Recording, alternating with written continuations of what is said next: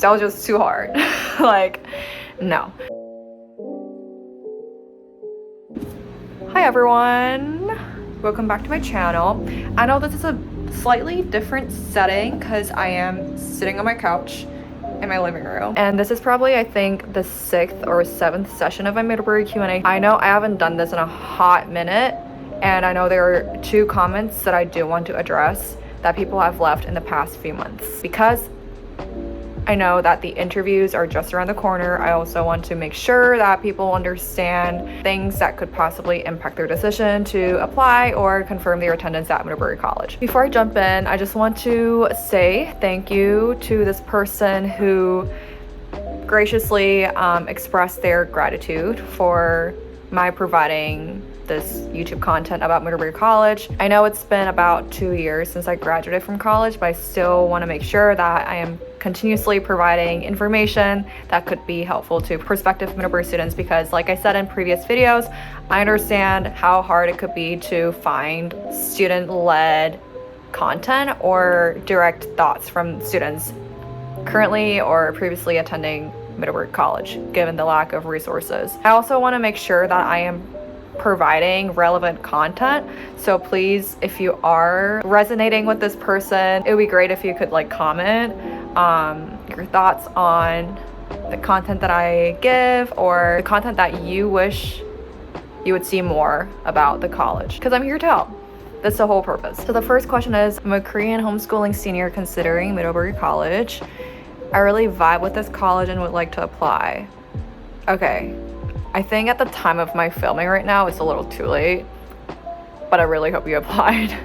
Because you never know, like it really doesn't hurt to apply. It's really in the moments when you like have to confirm your attendance at Middlebury that you might be on the fence or that you are on board to attend the college. I'd like to know what the international student career outcomes are like. Honestly, Middlebury is super rural and international employment is extremely difficult these days, so kind of worried about my future. Sad face. Okay, so it seems like you already like visited Middlebury, because you kind of get the rural vibes only when you visit the place, and I didn't know about that until I got to college, like when I started college in September of 2017. So if you did visit Middlebury College or the campus, I'm glad. As for international student career outcomes, I also do understand like it is hard to get like visa, like H-1B, or get the lottery. I will say for some employers, it might be non-negotiable that you are authorized to work in the US, but I also understand that other employers are happy to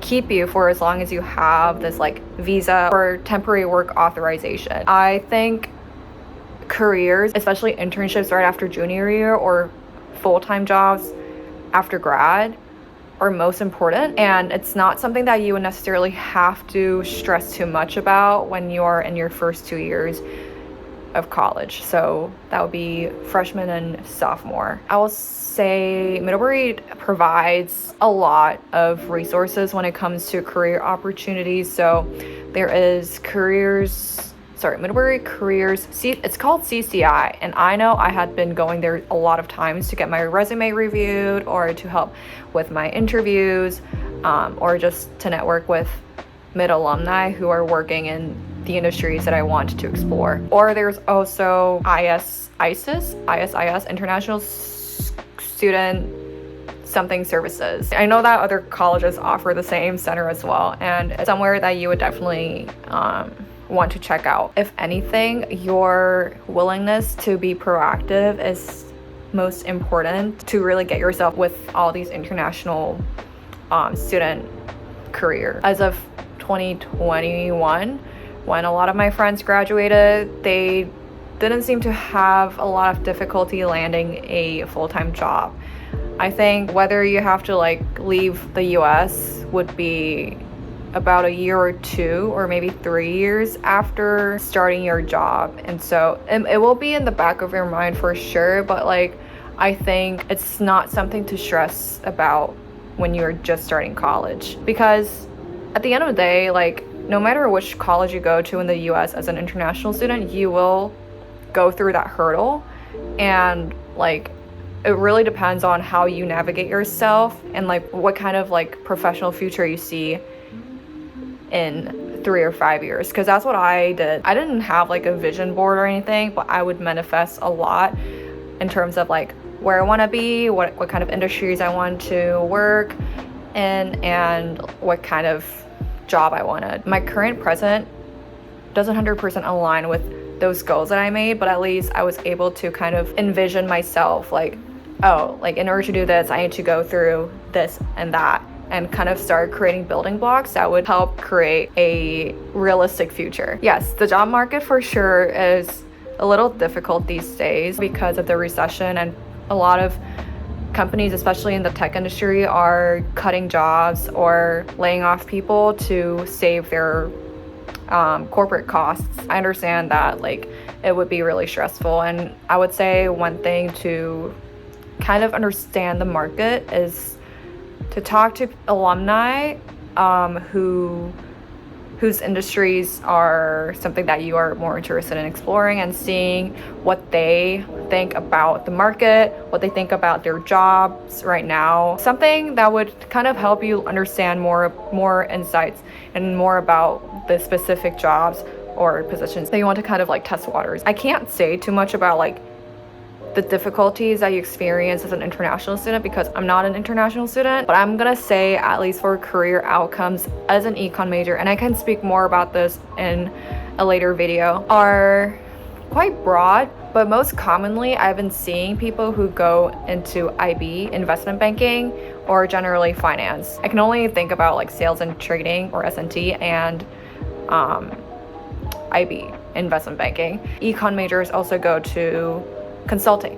So that would be like management consulting or econ consulting. I think a lot of my friends have been doing econ consulting like myself. Broadly speaking, it would be like consulting or finance as econ majors. And it's not just econ majors who like go through that path. It's also like math majors or CS majors. So it's not really restricted per se. That was a long-winded answer to the question. I hope it kind of gave you a high-level overview of what you would expect as you apply to internships or full-time jobs at Middlebury or at any other college. The next question is about the early graduation process and how I went through it.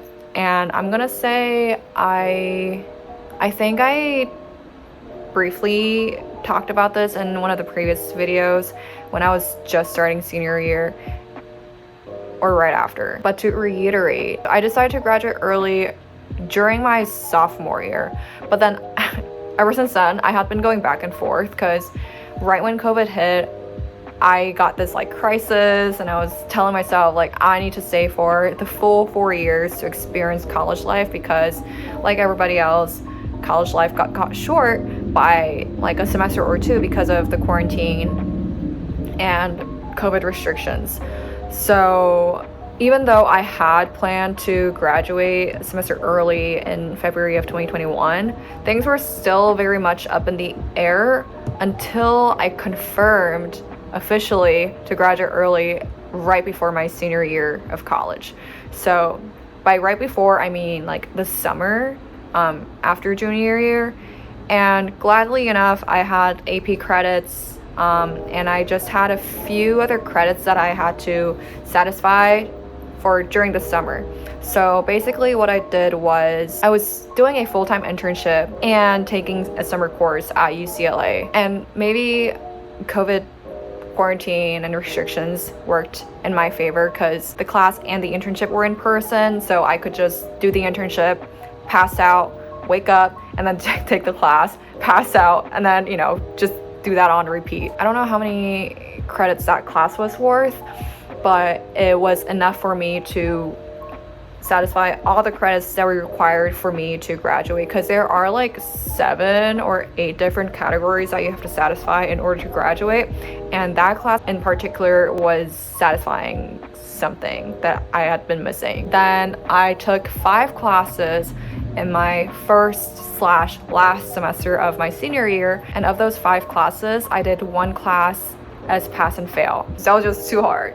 Like, no. I don't know how this grading system is right now at Middlebury. I don't know if they still have that pass or fail system to opt in. But if that's the case, I would highly recommend, especially if you're too stressed about grading, like you might as well just do one pass or fail and focus on getting good grades in the other 4 or whatever remaining courses that you have. Basically, in order to expedite my graduation, I took a summer course. I also took one more class than average. So typically you would take 4 classes per semester, but I took 5 classes in my last semester of college. Ooh.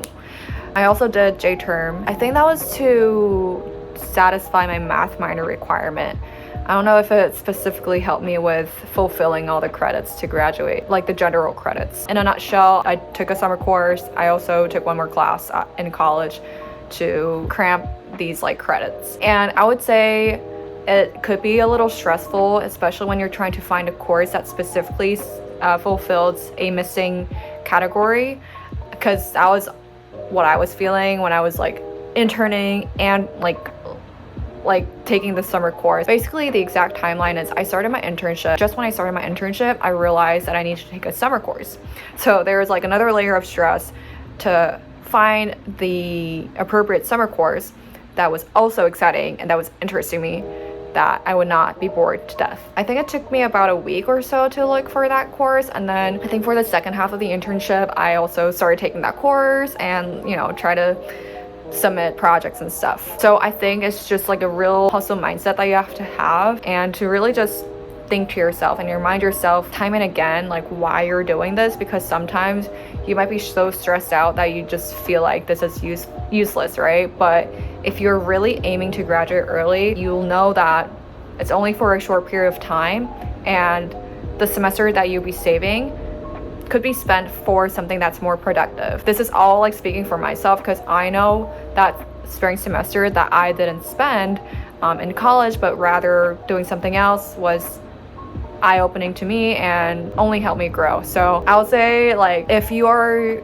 considering graduating early, understand why you want to do that in the first place, and kind of write down logistical processes. It's also very helpful for you to reach out to like advisors, like your current advisors at Middlebury, to let them know, like, this is my plan. Like, is there anything that I'm missing? Is there anything that I need to consider when I'm trying to, you know, kind of shift the timeline a bit? Because they're there to help, and you shouldn't hesitate to reach out to them. Those were the 2 big comments.